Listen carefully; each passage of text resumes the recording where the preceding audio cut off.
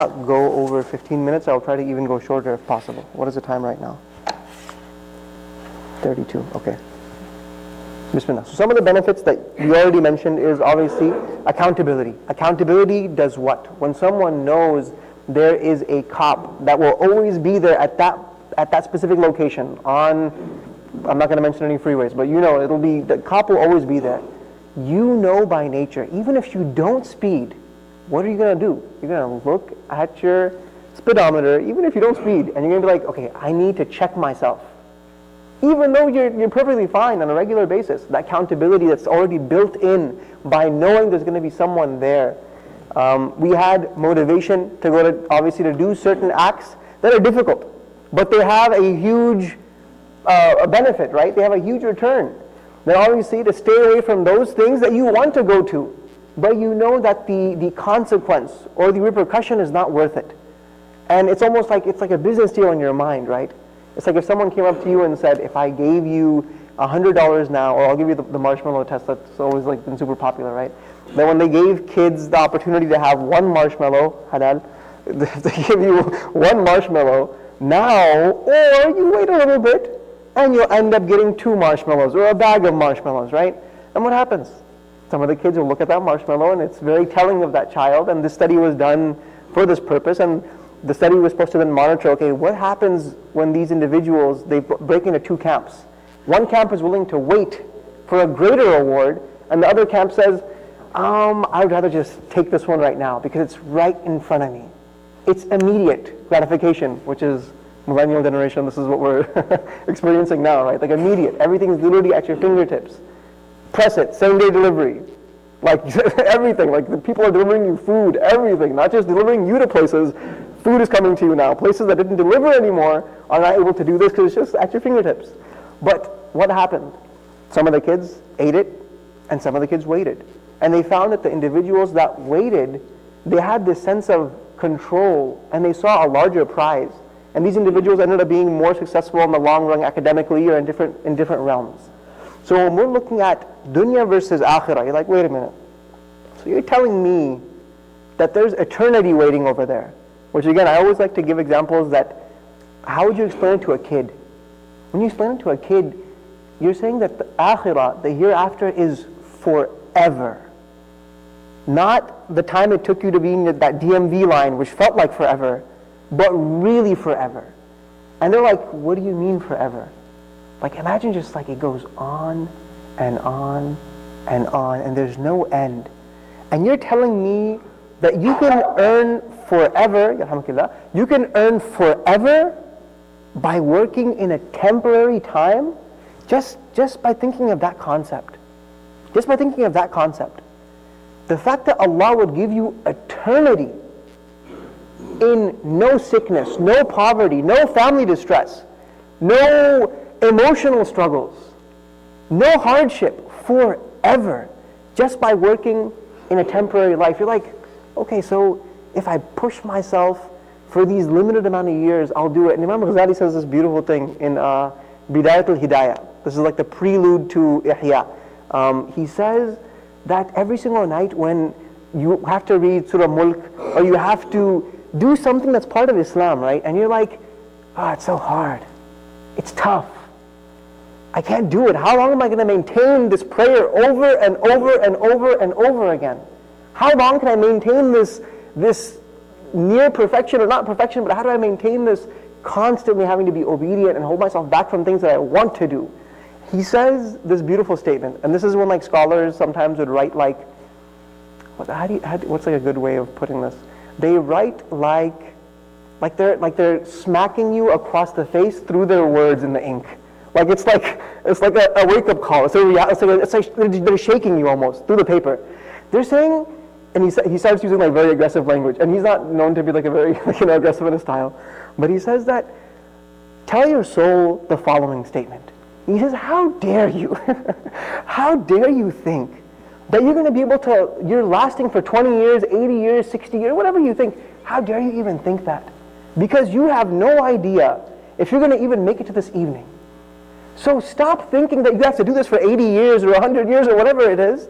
Rather think that all it is maybe this night. This is all I have left. So let me put that Surah Mulk into use as much as I can. Let me pray the sunnah I have to pray. Let me go and do some tahajjud and make some extra dua and really beg Allah.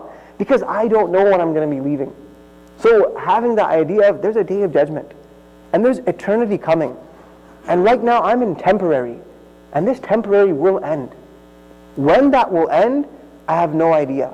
But next time when you go to a janazah, or you go to the graveyard, and when you see the rows and rows of infant graves, when you see the rows of those who were born in the 90s or born in the 2000s, and their numbers are ending literally years ago or months ago or days ago, it's a huge wake-up call that this is temporary, that the day of judgment necessitates people have already passed, and I will be one of those people, one of those numbers that have already passed. How many millions of souls and conscience and emotions and all these things that we have inside of us, how many millions and billions of people have already gone, and we'll be one of those as well.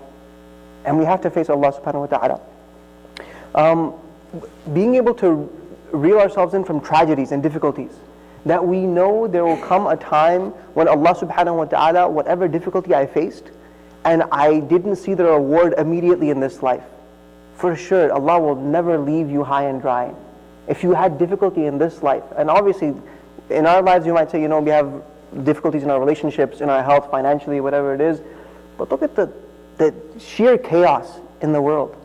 You have people literally fleeing their country, their homelands, because they're going to be killed over there. People who can't even flee their homelands to save themselves. And everyone's just like, what happens here? And that's when every single thing, Allah subhanahu wa ta'ala, in Surah Ra'd, Allah says that don't think that Allah's forgotten. Don't think that Allah's forgotten what the oppressors have done. He knows really well who those liars are, those cheaters are, that have caused corruption on this earth. Don't think a single person's going to get away. Every single person, every single criminal will have their time in front of Allah. If they were able to cheat the court system and get out of a hearing and do whatever things possible to cheat themselves, guess what? You might have cheated the court system and fooled an entire jury, but you can't play Allah. There's no way. And when you have that moment, when that person thought, I got away with it, I've escaped punishment or any kind of retribution in this life, absolutely not. Allah is just so just that every single human being that was wronged will be righted, regardless of religion. If someone wronged you, you will have that moment to have that retribution of the justice of Allah subhanahu wa ta'ala. Not just justice of the dunya where you're like, no, this is not satisfying. This is not justice, this is not being served, right? Many times people have a case ruling in their favor, but they say justice wasn't served, right? How many times have you heard this? That a person lost a loved one, and then they gave a certain amount of, a slap on the wrist or something, or they gave some kind of sentence and they said justice was not served. Guess what? Allah will serve that justice.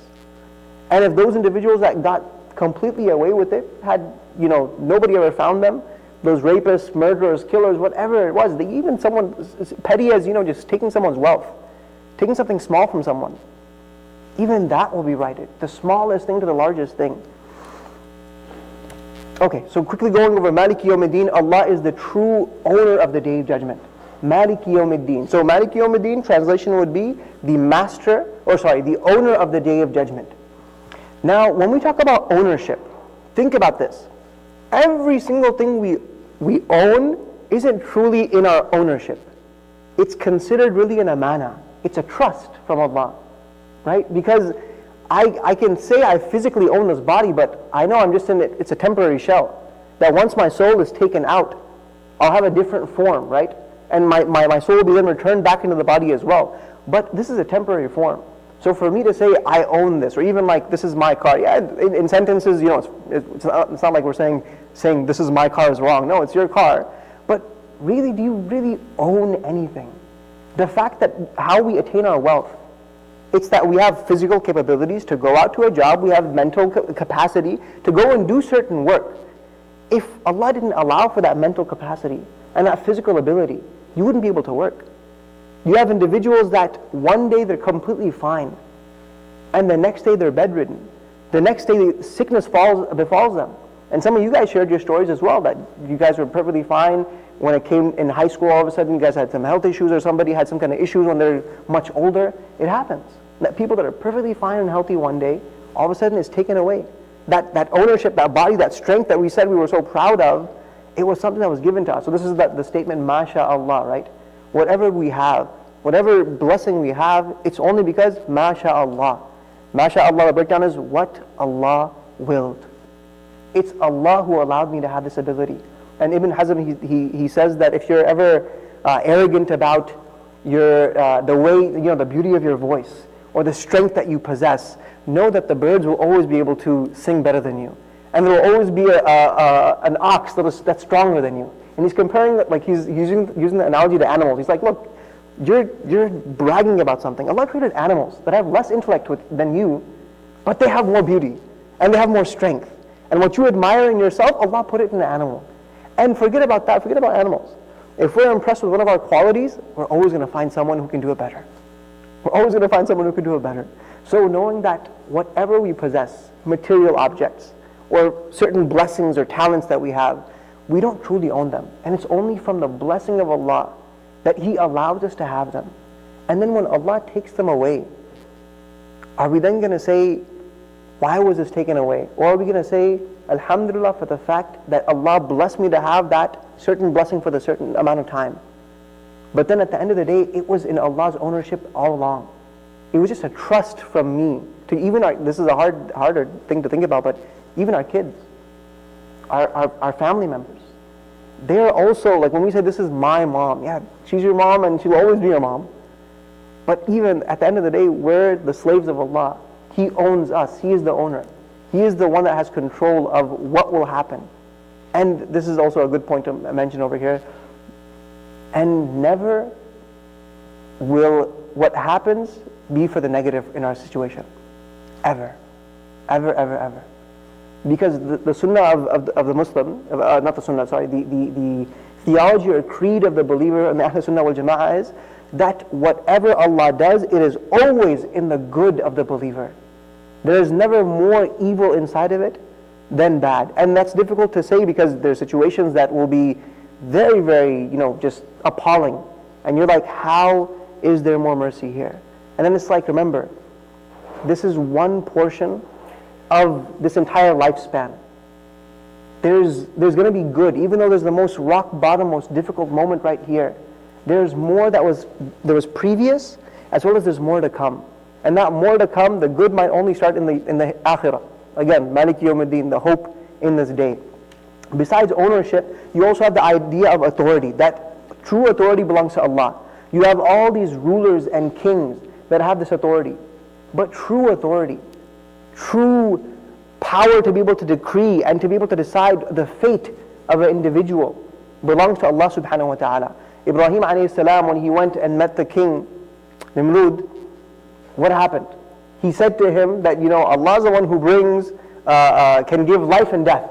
And he brings two people forward and he says, I kill this one, I let this one live. And he's like, okay, I like the trick you played over here. Let me give you another one. Allah is the one who brings the sun up in the east and sets it in the west. Bring it up from the west. Go ahead. Try this one. You're really good with your understanding, right? And he stumps him. He stumps him because true authority, when people think they have authority, they're like, yes, I can do whatever I want. Absolutely not. And this is at all levels, right? We have authority sometimes over our younger siblings. Or sometimes we have authority in certain situations, or over our employees, or over certain people that we have responsibilities over. So that authority, we have to understand that even that authority is going to be questioned.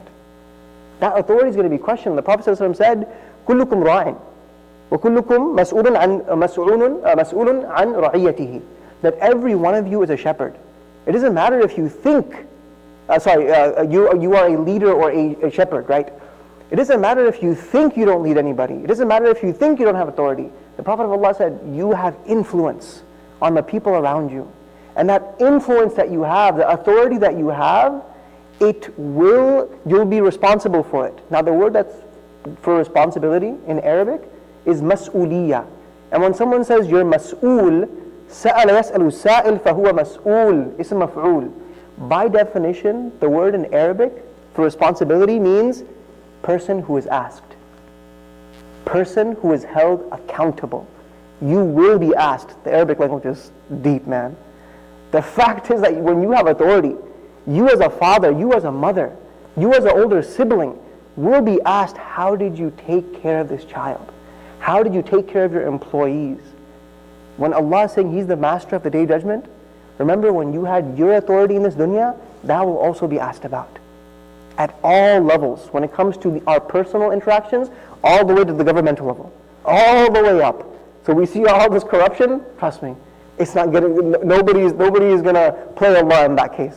There's going to be a time when everyone's asked about this. I think we're going to have to, yeah, we've already gone over. Okay. Talk about Rashad. I'll keep on going if y'all want to keep going. We'll wrap it up. Okay, so we'll continue inshallah. I'll just translate the ayah one more time. Maliki Yawmiddin, the owner of the Day of Judgment. It's actually not the Day of Judgment. It's actually something else. I left it the Day of Judgment so it would be easier to understand. But we'll talk about what did Allah use over here? Because when we translate it, we say Master of the Day of Judgment, Master of the Day of Judgment. It doesn't say the Master of the Day of Judgment. It's something else. It's really deep and it's really profound. So next week inshallah we'll continue with that. Subhanakallahumma bihamdika ashhadu an la ilaha illa anta astaghfiruka wa atubu ilaik. Jazakumullahu khairan.